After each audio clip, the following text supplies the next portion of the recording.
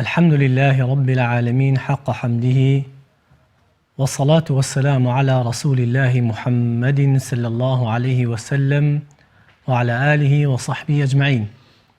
سڵاوی خوای گەورەتان لێبێت بینەران و بیسەرانی بەڕێز و خۆشەویست، خۆشحاڵم لە ئەڵقەیەکی نوێی بەرنامەی بەهاری دڵان بە خزمەتتان گەیشتینەوە بە هیوای ڕەزامەندی خوای پەروەردگار و سوود و قازانج بۆ هەموو لایەک. خۆشەویستان، سەرەتای بەرنامەکەمان بە فەرمودەیەکی پێغەمبەری خوا صلی الله عليه وسلم دەست پێ دەکەین کە تایبەتە بە فەضڵ و گەورەی و خوێندنەوەی قورئانی پیرۆز. پێغەمبەری خوا صلی الله عليه وسلم لە فەرمودەیەکە فەرمێت: لا تجعلوا بيوتكم مقابر، واتە ماڵەکانتان مەکەن بە سەرقەبران و گۆڕستان. بابزانین تەوسیە یاخود ئامۆژگاری پێغەمبەری خوا صلی الله عليه وسلم چییە بۆ ئەوەی کە ماڵەکانمان وەکو سەرقەبران نەبێت؟ إن الشيطان ينفر من البيت الذي يقرأ فيه سورة البقرة، چونکە شەیطان لە ماڵێک ڕائەکا کە سوورەتی بەقەڕەی تیادا بخوێنرێت، کەواتە ئەمە یەکێکە لە گەورەی و فەضڵی سوورەتی ئەلبەقەڕە. کاتێک کە لە ماڵێکە بخوێنرێت شەیطان لەو ماڵەدا ڕائەکات. ئێمەش دەزانین کە شەیطان دوژمنێکی سەرسەختی ئێمەیە. ئەگەر لەو ماڵەدا نەما هەڵبەتە ڕەحمەت و بەرەکەت و بەزەی خوای گەورە زیاتردا ئەبارێتە سەر دڵ و دەروونمان. وەیە گرنگە ئێمەی موسڵمان گرنگی زۆر بە قورئانی پیرۆز بین، بە تایبەت سوورەتی بەقەڕە، چونکە فەرمودەکەی دوێنیشمان هەر تایبەت بوو بە فەضڵ و گەورەی سوورەتی ئەلبەقەڕە. بۆیە هەوڵ بین ئەگەر خۆشمان نەزانین ئەم سوورەتە بخوێنینەوە لە ڕێگای گوێگرتنەوە لە مۆبایلەکانمان یاخود هەر قاریئێ بێ یاخود تەلەڤیزیۆن بێت، هەوڵ بین کە بەردەوام ڕۆژانە یاخود هەفتانە ئەم سوورەتە لە ماڵەکانمانە بخوێنرێت. بەڵێ خۆشەویستان، دوای فەرمودەکە دێنە سەر بابەتێکی کوردی تەجویدی. ئەویش مەخرەجی پیتەکانە، هاتینە سەر مەخرەجی یەکێک لە پیتەکانی زمانی عەرەبی و ئەتوانین بڵین پیتێکە کە تایبەتە بە زمانی عەرەبی. لە هیچ زمانێکی ترە شک نابین کە ئەم پیتە هەبێت. ئەویش پیتی ضادە. خۆشەویستان، پیتی ضاد بزانین چۆن ئەوتێت و زۆرێکمان کێشی وتنی ئەم پیتەمان هەیە. ئەگەر بە خێرایی باسی بکەین بۆ ئەوەی کە زانیاریکی سەرەتایی و کورتمان هەبێ دەربارەی مەخرەج یاخود دەرچەی ئەم پیتە. خۆشەویستان، ئەگەر ئێمە سەرنج بین لێرەدا چەند وێنەیەکمان هەیە، وێنەی دانەکانمان و وێنەی زمانمان. لێرەدا ئەوەی کە تایبەتە بە مەخرەجی ضاد ئەوەیە کە ئێمە خرێکانمان یاخود کاکیلەکانمان دەور ئەبینێت لە وتنی ئەم پیتەدا، و هەروەها قەراخی زمان یاخود لێواری زمانمان بە هەمان شێوە دەوری هەیە لە وتنی ئەم پیتەیە. ئەگەر سەرنج بین ڕەنگی زمانمان پێشەوەی زمانمان نزیکترین قەراخی زمان و شوێنی بەریەکەوتن چەند ڕەنگێکی تێدایە، ڕەنگی زەردی تێدایە و ڕەنگی سەوزی تێدایە. بە هەمان شێوە لە پووکمان و نزیکی خرێکانمان بە هەمان شێوە ئەو دوو ڕەنگە دووبارە بۆتەوە. لە زەردەکەیە پێمانەڵێکی خۆشەویستان، پێمانەڵێ کە بەریەکەوتنێکی سووک هەیە، واتە نابێ فشار بخینە سەر ئەو شوێنە. فشارە زۆرەکە لەسەر کوێیە؟ لەسەر لێوار و قەراخی زمانمانە بۆ کۆتایی قەراخی زمانمان. ئەگەر ئێمە بەم شێوازە دەستمان دەوری زمان ببینێت، لێرەدا قەراخی زمانمان لایەکی یاخود هەردوو لای دەوری هەیە لە وتنی ئەم پیتەیە. ئەگەر ئێمە ئەمە مەڵاشومان بێت لەسەرەوە، لێرەدا بەرکەوتنێک هەیە لە نزیکترین پێشەوەی زمانمان و بە هەمان شێوە یەتەوە بۆ لای خرێکانمان. لێرەدا کاتێککە پیتی ضاد دەڵێن بەریەکەوتنێکی سووک هەیە بۆ پێشەوە، بەڵام فشارە توندەکە ئەکەوێتە دواوە. بەم شێوازە کەواتە پیتی ضاد خۆشەویستان پێویستە بە شێوەیەکی باش تەمرینی لەسەر بکەین بۆ ئەوەی کە وەکو دال دەرنەچێت. ئەگەر ئێمە فشاری زۆر بخینە پێشەوە وەکو دال دەرەچێت، وەکو دالێکی قەڵەو دەرەچێت. بۆ نمونە بڵین ئەمە فشار زۆر نابێ بخینە پێشەوە، بەڵکو تەلاموسێک یاخود بەریەکەوتنێکی سووک هەیە و دواتر فشارەکە ئەو ناوچە سەوزەیەکە بە تەنیشتی خرێکانمانە دروست بووە.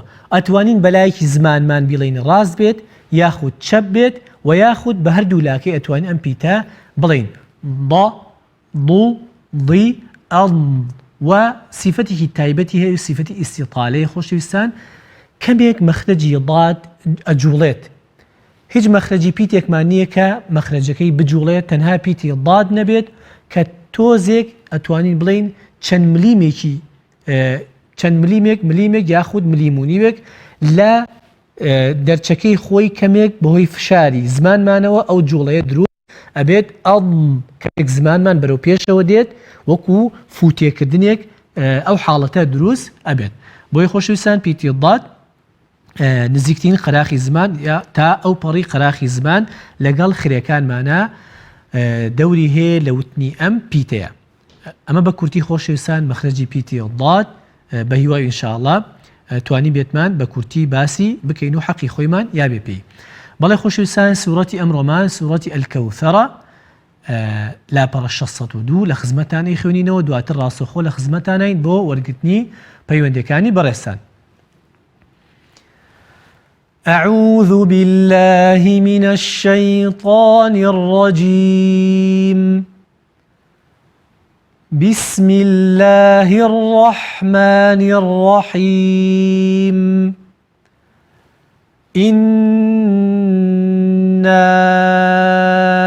أعطيناك الكوثر فصل لربك وانحر إن شانئك هو الأبتر بەڵێ خۆشەویستان سوورەتی ئەلکەوثەر سێ ئاەتە ئەگەر ئێمە تیشک بخەینە سەر ئاەتی یەکەم لێرەدا ئیستیعاذە و بەسمەلە لە بەرنامەکانی ڕابردووە باسمان کردووە ئاەتی یەکەم خۆشەویستان کاتێک کە وشەی ئیننا دەڵێین ئەگەمان لە هەمزەکە بێت مەکسورە کەسرەی لە ژێرایە ئی لە کاتی وتنی کەسرەیە چەناگەمان کەمێک دابەزێت چونکە ناوەڕاستی زمانمان دەوری هەیە لە وتنی ئەو جوڵەیەدا بەم شێوازە وا زۆر درێژی نەکەین و نەڵێن ئیننا ئاگامان لەو حاڵەتە بێت جاری وایە کەسەکە بە شێوازێکی دەنگخۆش بە حسابی خۆی ئەیخوێنێتەوە زیاتر مبالغە ئەکات لە وتنی جوڵەکاندا بۆی ئاگامان لێبێت جوڵەکان حەقی خۆی بینێ یەک جوڵە نەڵێن ئیننا ئەمە هەڵەیە خۆشەویستان ئەو نونە نونی مشەددەدە هەمیشە جەخت لەسەرەوەکەینەوە کە نونی مشەددەد هەموو پیتێکی مشەددەد دوو پیتە بە تایبەت نون سیفەتی مینگەی هەیە لە کاتی حاڵەتی مشەددەدیە زەمەنی مینگەکەی درێژ ئەکەینەوە خۆشەویستان ئەمە یەکێکە لە هەڵە زۆر باوەکان ئەو کەسانی کە ئەسەرەتا فێری خوێندنەوەی قورئان ئەبن زۆر گرنگی نایەن با درێژکردنەوەی مینگە درێژکردنەوەی مینگەی نون یاخود میمی مشەددەد یەکێکە لە سیفاتی ئەو دوو پیتە ئەبێت پشتگوێی نەخێن بەم شێوازە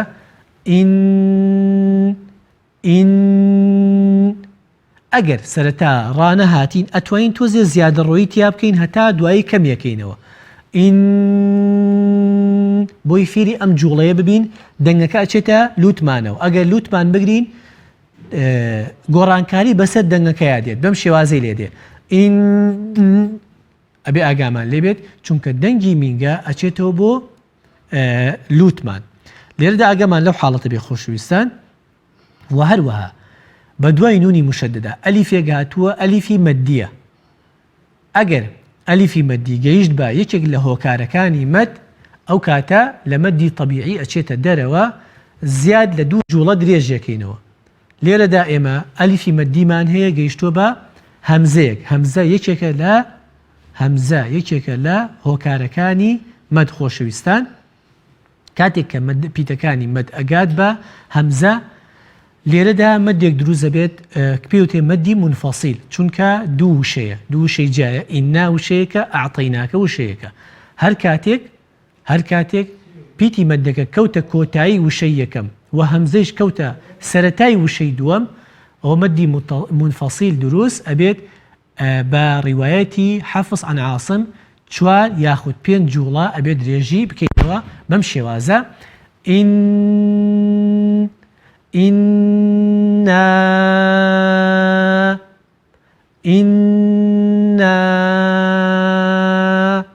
لكاتي درێژکردنەوەی ئەم پیتانەیە خۆشەویستان لەکاتی درێژکردنەوەی ئەم پیتانەیە ئاگامان لێبێ حاڵەتێکی حاڵەتی ئیمالەیە نەڵێن ئین بەلای یایە بیبین یاخود لە ئەلیفێکی تەواو دەربچین کەواتە ئاگامان لەو حاڵەتە بێ خۆشەویستان ئەو مەدە بەڵێ پەیوەندیمان لەگەڵایە کاکازم دادە شاگوڵ لە چۆمانەوە فەرموو خوشکی من دادە شاگوڵ گیانەکەم فەرموو السلام عليكم. عليكم السلام دادە شاگوڵ مامۆستا سوورەتی کەوسەر بخوێنەوە. سوورەتی کەوسەر بخوێنەرەوە فەرموو. بسم الله الرحمن الرحيم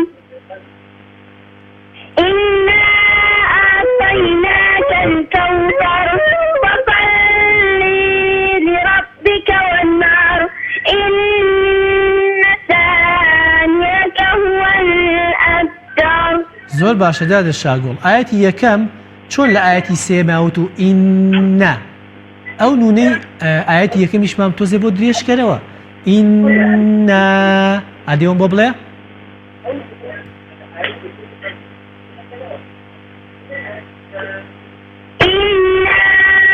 تۆزە لەسەر دادە شاگوڵ سەی من کە ئین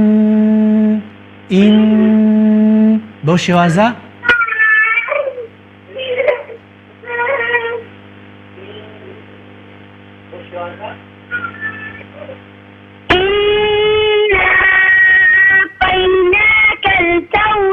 ئافرین بەو شێوازە ئەنجا ئاەتی دووەم فەصەلی لیڕەبیکە مەڵێ فەصەلی لیڕەبیکە مەیکە بەیا فەصەلی لیڕەبیکە بۆمان بڵێرەوە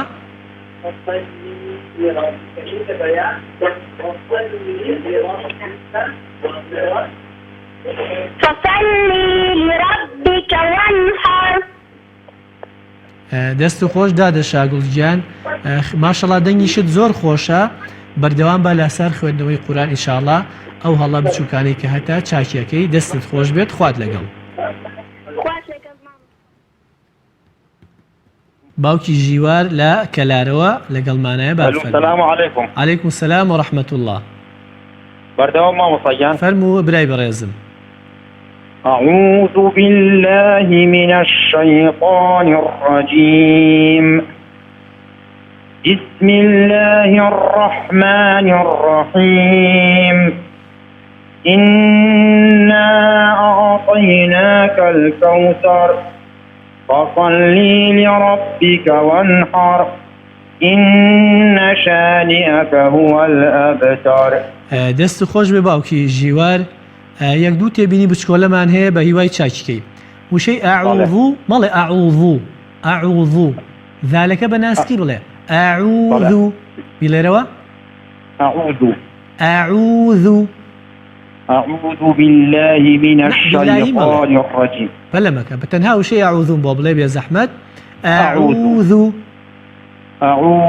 ئاوا بە ناسکی بیڵێ دەست خۆش بێ یەخوا ئاەتی دووەم کەسرەکە مەکە بەیە خۆشەویستانم ئاەتە ئاگامان لێ بێ نەڵێن فەصەلی لیڕەبیکە کەسرەیە فەصەلی لیڕەبیکە جارێکی تر فصلي لربك. زۆر باشە دەست خۆش بێ یەخوا باوکی ژیوار ئەو دوو تێبینی بچووکەمانەوێ بە هیوای ئینشاءڵڵا باشتری بکەیت خوای گەورە پاداشتی خێرت بێتەوە کاکە ئەنەس لە شارە زوور بار فەرمێت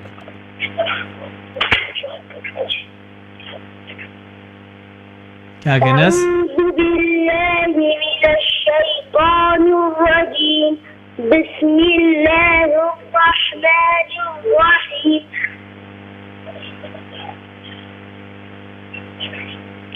إنا أعطيناك الكوثر فصل لربك وانحر إن شانئك هو الأبتر. ئاەتی سێمان بۆ بڵێرەوە إن شانئك أبتر هو الأبتر. هو الأبتر. زۆر باشە کاکە نەستەمەنت چەنە؟ حصل 6 ساڵ؟ 8 ساڵ. دەستت خۆش بێ کاکە ئەنەس. لای کێ فێری قورئان بوویت؟ باكو. دەستی باوکت خۆش بێت، خوای گەورە پاداشی خێری باتەوە. زۆر باشە،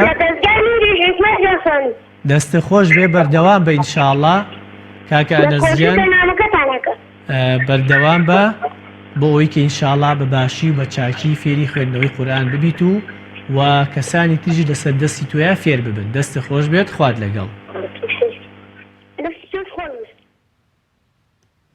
کاک محەممەد لە عەربەتەوە با بفەرمێت. السلام عليكم. عليكم السلام. کاکە محەممەد مافەگیان بخوێنم. فەرموو کاکە محەممەد گیان. بسم الله الرحمن الرحيم. إنا أعطيناك الكوثر فصل لربك وانحر إن شانئك هو الأبتر. دەست خۆش کاک محەممەد. تەمەنت چەنە کاک محەممەد؟ وڵی دەساڵم. 10 ساڵی. ئەی لای چێ فێر بوویت؟ وڵی لای مامۆسا کۆچەر. زۆر باشە. هەر لە عەربەت پێتەڵێ؟ بەڵێ. دەستی خۆش بێ مامۆستا بە ڕێزەکەت، بەردەوام بە ئینشاءڵڵا. بەڵام ئەو نونانی کە باسمان کرد کەمێک زەمەنی میگەکەی زیاتر کە ئیننا چەند خۆشترە لەسەر وتن، دەنگیشت خۆشە بێت، خۆشتیش ئەبێت. باشە کاکە محەممەد گیان، دەستی خۆش بێت، خوات لەگەڵ.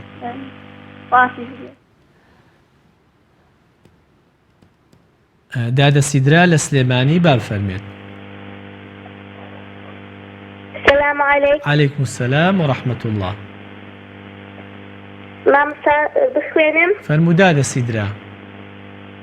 بسم الله الرحمن الرحيم. إنا أعطيناك الكوثر فصل لربك وانحر إن شانئك هو الأبتر. زۆر باشە دادەسیدرا. کەست فێری قورئان کردووە تۆ؟ بەڵێ. ئەی ئافرین، چکە ماشەڵڵا زۆر باشەی خوێنیتەوە. ئەبێ هەر بە خۆتەوە نەوەستیت، لە خۆت بچووکتر، خوشک بێ، برا بێ، دراوسێ بێ، خزم بێ، هەر کەسێ بێت ئینشاءڵڵا فێریان بکە بۆ شێوە جوانی کە خۆ دەیخوێنیتەوە. تەنیا یەک تێبینی بچکۆلەم هەیە، شانئەکە. ئەو هەمزەیە بە جوانی بڵێ شانیەکە، مەیکە بەیە شانئەکە. عادی بۆمە بڵێرەوە. شانئەکە هو الأبتر. ئەی ئافرین، دەستت خۆش بێ، ماشەڵڵا لێبێ، زۆر جوانە خوێنیتەوە، بە هیوای بەردەوامی ئینشاءڵڵا. خۆشی بەرنامەکەتان لێ یەکەم. دەست خۆش بێ دادەسیدراگیان، خوات لەگەڵ. کاک محەممەد لە سلێمانی با بفەرمێ. السلام عليكم. وعليكم السلام ورحمة الله. أعوذ بالله من الشيطان الرجيم. بسم الله الرحمن الرحيم. إنا أعطيناك الكوثر فصل لربك وانحر إن شانئك هو الأبتر. دەست خۆش بێ کاک محەممەد گیان. تەنها یەک تێبینی بچکۆلەم هەبوو لەسەر بەسمەلەکەت. ئەگەر بۆم دووبارەکەیتەوە. بسم الله الرحمن الرحيم. بسم الله الرحمن الرحيم. ئەوەندە خێرا مەبە. بسم الله الرحمن الرحيم. کەمێک لەسەر سینەکە بمێنەرەوە. بسم الله بەو شێوازە بۆمان بڵێرەوە. بسم الله الرحمن الرحيم. زۆر باشە، دەستت خۆشە، ماشەڵڵا توانای فێربوونیشت زۆرە و ئینشاءڵڵا کەسانی تریش ئەبێت فێر بکەیت، چونکە خوێندنەوەکەت زۆر باشە کاک محەممەد گیان. دەستت خۆش بێت، خوای گەورە موفقت کات. دادەهێرین لە سلێمانی با بفەرمێت. السلام عليكم. عليكم السلام ورحمة الله. دەستخۆشی بەنامە جوانەکەتان لێ یەکەم. ئینشاءڵڵا خوای گەورە سەردەوسیتان کە. خوا لێت ڕازی بێ خۆ. خی گەورە نۆژ و ڕۆژ و ساعتی هەموو لایەکیشی قبول کردی آمین ئینشاءالله. أجمعين. زۆر خوشی خۆشحاڵم من. بەشداریەکەم لە بەرنامە. أعوذ بالله من الشيطان الرجيم. بسم الله الرحمن الرحيم. إنا أعطيناك الكوثر فصل لربك وانحر إن شانئك هو الأبتر. خوشکە هێلین بەڵێ هەوڵت داوە لای مامۆستایەک فێر ببیت؟ بەڵێ وەڵایی ساڵانی ڕابردوو بەرەوەڵامەوە ساڵام ئێستا ماوەیەکە بە بۆیی مناڵەوە زیاتر دەستت خۆش بێ خوێندنەوەکەت باشە بەڵام شێوازی خوێندنەوەی قورئان تۆزێک تایبەتبەندی هەیە ئەوەندە پەلەمەکە وەکو خوێندنەوەی گشتیت باشە ئەوەی کە پیتەکان ئەناسیت و بەباشی ئەیانڵیت بەڵام لەسەر خۆتر بە إنا أعطيناك الكوثر يعني با ئاوازێکی قورئانی وەربگرێ خوێندنەوەکەت نەک وەکو بۆ نمونە مەقالەیەکی عەرەبی یا ئینشایەکی عەرەبی نەیخوێنینەوە بەڵکو تۆزێک تایبەتمەندی بینێ و حەقی پیتەکان بەباشی بین. دەست خۆش بێ ئینشاءڵڵا دەرفەت هەبوو الحەمدوللا مامۆسای باش زۆرن لە خزمەتیان بە بۆی کە باشتر فێر ببیت. دەستی خۆش بێ خوشکەکە. کاک عەبدوڕەحمان لە سلێمانی با فەرمێ.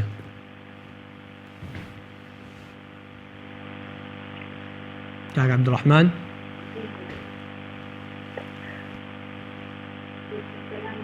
السلام عليكم. عەلەیکە السەلام کاکە عەبدوڕەحمان.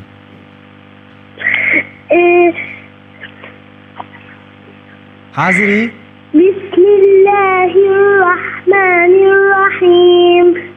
إنا أنزلناه في ليلة القدر وما أدراك ما ليلة القدر. ليلة القدر خير من ألف شهر. تنزل الملائكة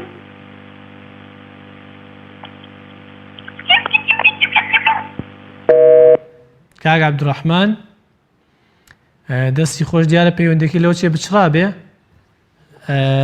هەرچەنە ئێمە سوورەتەکەمان سوورەتی ئەلقەدر نەبوو بەس دڵمان ناو پێت ببڕین دەستی خۆش بێ باشت خوێندەوە بەڵام دیارە پەیوەندەکە قەتع بوو. پەیوەندی ترمان لەگەڵا؟ بەڵێ خۆشەویستان خوشکە شیلان لە ڕانێو با فەرمێت. بەڵێ خوشکی من خوا لێت ڕازی بێ خوشکەکە مەکدەنگی تەلەڤیزیۆنەکە کسکەی لە مۆبایلەکە تۆ گوێت لێبێ باشترە.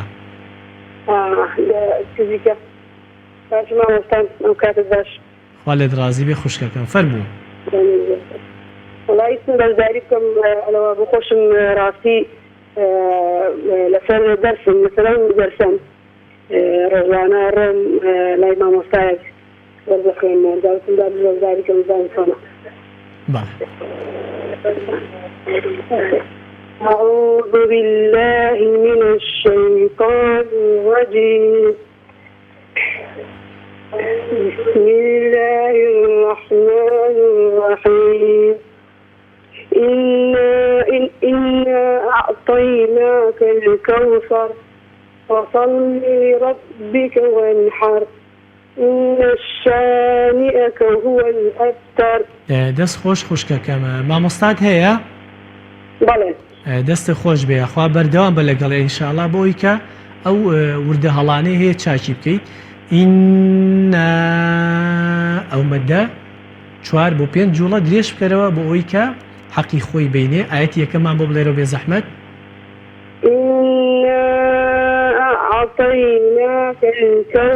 زۆر باش. ئاەتی سێم ئینە شانیئەکە نونەکە منووسێنە بە شینەکەوە.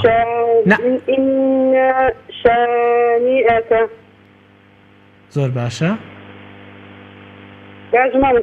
یەک جاریتر بەس مەڵێ ئیننا ئینە شانیئەکە. إن شانئك.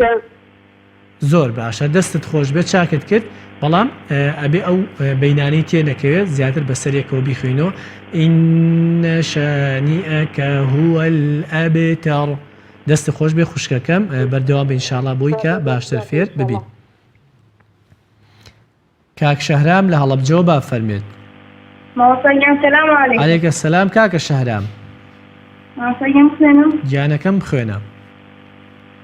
بسم الله الرحمن الرحيم إنا أعطيناك الكوثر فصل لربك وانحر إن شانئك هو الأبتر. شەهرام گیان تەمەنت چەندە؟ ماوەسەگیان تەمەنم 13 ساڵە. شەهرام گیان ئەو پیتانەی کە قەڵەو نییە قەڵەویان مەکە. بۆ نمونە کەوثەر کەوثەرنا هەر ئەتیادی الکەوثەر تەنها ڕاکە قەڵەوکە الکەوثەر بۆم بڵێ ئەو وشەیە إنا أعطيناك الكوثر. زۆر باشە ئەنجا وشەی ئیننا ئەوم بۆ بڵێ ئاوایی إنا تۆ زیاتر درێژی کەرەوە. إنا زۆر باشە هو الأبتر ئەو شەیمان بۆ بڵێ هو الأبتر. بارەکە الله دەست خۆش کاکە شەهرام گیان بەردەوام بە ئینشاءڵڵا بە هیوای ئەوەی کە باشتر و چاکتر فێری خوێندنەوەی قورئان بەبێ دەستت خۆش بێ کاکە شەهرام گیان. بەڵێ خۆشەویستان پەیوەندی وەرناگرین لەبەر کەمی ماوە ئەوەی کە ماوەتەوە یەک دوو تێبینی کورتە لەسەر سوورەتەکە کە باسیەکەین. ئاەتی دووەم خۆشەویستان فەصەلی لڕەبیکە فەصەلی ئەو لامە نەکەین بە یا فەصەلی لڕەبیکە ئەو هەڵەیە خۆشەویستان. وەنحەڕ ئەو ڕایانە دەنگەکەی با دەرکەوێ وەنحەڕ بەو شێوازە. ئینە شانئەکە شانئەکە ئەو هەمزەیە حەقی خۆی بێنێ نەڵێن شانیەکە شانیەکە ئاگامان لەو حاڵەتە بێت. هو الأبتر هو الأبتر ئەو بايش قەلقەلە بکەین نەیکەین بە هو الأبتر ئەبتەر ئاگامان لەوە بێ خۆشەویستان بە ئەبتەر نەیخوێنەوە هو الأبتر هو الأبتر ئەو تایش نەکەین بە تا بە قەڵەوی نەیخوێنەوە خۆشەویستان. لە کۆتاییدا خوشکێکی بەڕێزمان داوای دوعای خێری کردووە بە تایبەت ئێمەش لێرەوە بۆیە پاڕینەوە داوا لە خۆی پەروەردگارەکەین کە هەر کێشە و هەر گرفت و هەر ناڕەحەتێکی خۆی گەورە بۆ خاتی ناوەجوانەکانی خۆی بۆ خاتی ئیسمی عەظەمی ناڕەحەتی و زەحمەتی لەسەر لا برێت و زەحمەت و ناڕەحەتی لەسەر هەر مسلمانێک لا برێت کە کێشەیەک گرفتێک نەخۆشیەک زەحمەتێک خەفەتێک کە لە دڵیایەتی خی گەورە هەموو لایەک دڵخۆش بکە و پشت و پەنای هەموو لایەک بێت. بەڵێ خۆشەویستان بەوەندا کۆتایی دێنین بە بەرنامەی ئەمڕۆیشمان تا لە بەرنامەی داهاتوو بە خزمەتتان دەگەینەوە بەخوای گەورەتان دەسپێرین. والسلام عليكم ورحمة الله وبركاته.